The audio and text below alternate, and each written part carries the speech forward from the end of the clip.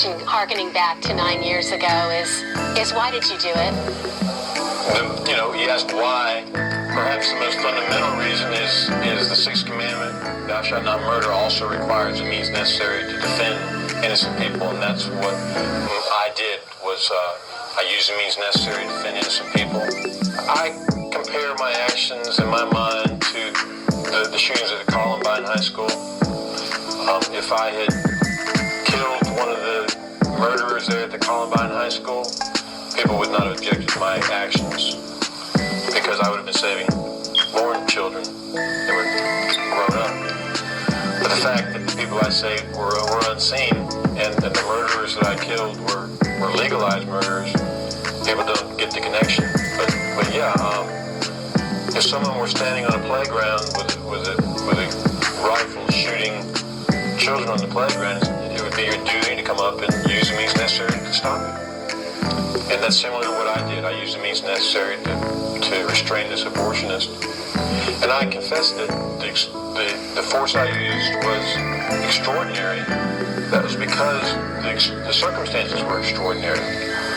Under other ordinary circumstances, if a murderer is killing innocent people, for instance, on the school playground, all you got to do is get on the phone and the police will immediately come and restrain him, shoot him if necessary.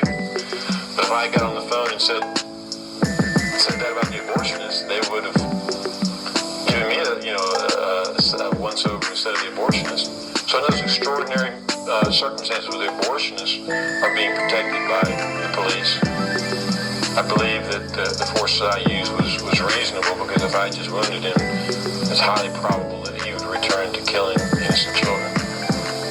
They'll say, well, you acted as judge, jury, and executioner, and I say, no, I wasn't acting in the capacity of civil justice. I was acting as an individual.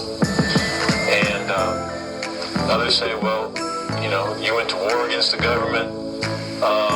In order to do that, you have to have a civil magistrate. And I said, no, I didn't go to war against the government. I just acted as an individual. And individuals can defend their own children without the permission of the government. It's an inalienable duty to defend innocent people from being murdered. It's well known that the innocent should be defended with force. And if you believe abortionists are innocent, you should uphold the force necessary to defend them. But if you believe the unborn are innocent, you should uphold the means necessary to defend them and not their assailants. I mean, it's irrational to say abortionists are murderers and then reject the means necessary to restrain them. How can you reconcile being a Christian and being pro-life with what people call two murders? Well, murder is unjust killing, whereas killing a murderer under many circumstances is justified. So I disagree with those who say that what I did was murder. And I say that I prevented murder. I know that you've stated very clearly that you are not only resigned to this execution, but that you feel honored because of the reason for it. But is your execution is it just? Is this a just action? No. They're executing me for doing a good deed, and it's certainly an honor for me. But it's an egregious sin for the government to put not only someone who defended innocent life to death. I mean, it would have been bad. I would have deserved to be here in these circumstances if I had been an abortionist, or if I had even been an accessory to an abortion. But not only was I not committed murder by abortion, but I'm not guilty of standing there and allowing murder to take place. I actually did what was necessary to protect innocent people, and it's especially egregious for the government to kill me for having done a good deed. My trial, you might say, was a classic example of judicial tyranny. Since the government had legalized mass murder by legalizing abortion, they wouldn't allow me to expose abortion as murder, because this would have made them an accessory to murder. So therefore, they tried and convicted me without even allowing me to present my side of the case. They disallowed a defense based on the humanity of the unborn. And therefore, I believe that the courts were acting unjustly. You know, there are legal steps that you could have taken all throughout this process Right. to avoid your execution. Right. Why aren't you doing that? There are a number of reasons. When I was, soon after I was first incarcerated, the government announced their intention to seek the death penalty. And I, at that time, thought about it, prayed about it, discussed with a theologian, and, well, actually more than one theologian, about what I should do. And I determined that the thing for me to do is not resist their efforts to kill me. To be quite honest, I mean, it seemed like a wonderful privilege to me to die for having defended innocent people.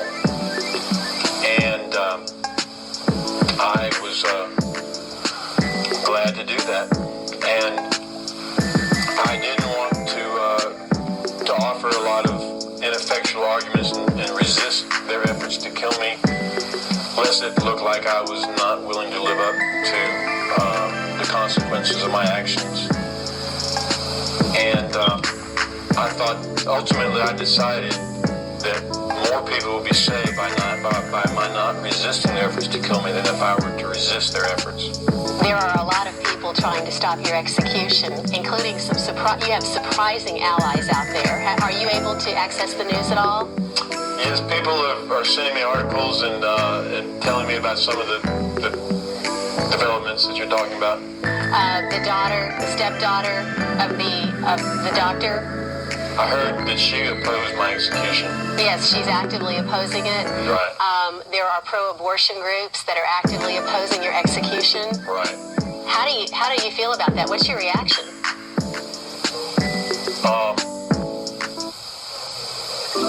I think everyone's got to pursue their own calling. I don't object to people trying to save my life, but I don't believe I'm called to try to do that. And so I respect their convictions, and I appreciate the people who respect my convictions. But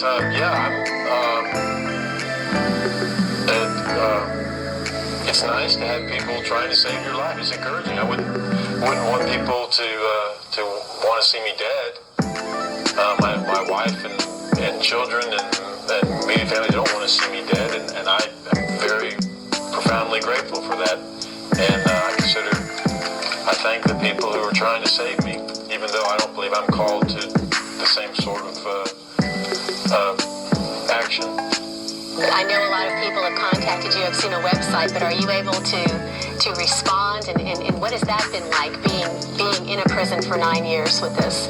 It's been difficult, but the Lord has been gracious. Every day He meets your needs, and there's plenty of good aspects of being in prison. I spend a whole lot more time with the Lord in prayer, and reading, and meditating, and there's opportunities to share the gospel with people around you, and opportunities to write, and I spend a lot of my work time working on a book and my writings, and I've been thankful for that opportunity. And so yeah, it's been a good sanctifying experience for me. It's been very difficult, and I wouldn't lie to anyone and say that it's a piece of cake to go on, to be on death row, be separated from your family, and there's a lot of negative sides to it, but no question that God uses trials to sanctify you, and I'm thankful for the trials. When I was first incarcerated, they allowed me to use the phone every day, and when I came here to Florida State Prison and was put on death row, maybe all telephone contact was cut. And when soon my wife found out about that, she said that was harder on her to find out that she couldn't talk to me over the phone anymore than when she first learned I had shot the abortionist. And it's really, this particular situation, the way it got set up, you're very isolated. It's like